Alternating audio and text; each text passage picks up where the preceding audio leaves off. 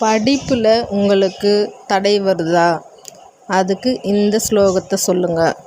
மணியே மணியின் ஒளியே ஒளிரும் மணி புனைந்த அணியே அணியும் மணிக்கழகே அணுகாதவர்க்கு பிணியே பிணிக்கு மருந்தே அமரர் பெருவிருந்தே பணியேன் ஒருவரை நின் பத்ம பாதம் பணிந்த பின்னே வெள்ளை கலையுடுத்தி வெள்ளை பனி பூண்டு வெள்ளை கமலத்தில் வீற்றிருப்பாள் வெள்ளை அரியாசனத்தில் அரசரோடு என்னை சரியாசனம் செய்ய வைத்த தாய். சரஸ்வதி துதி அடுத்தது.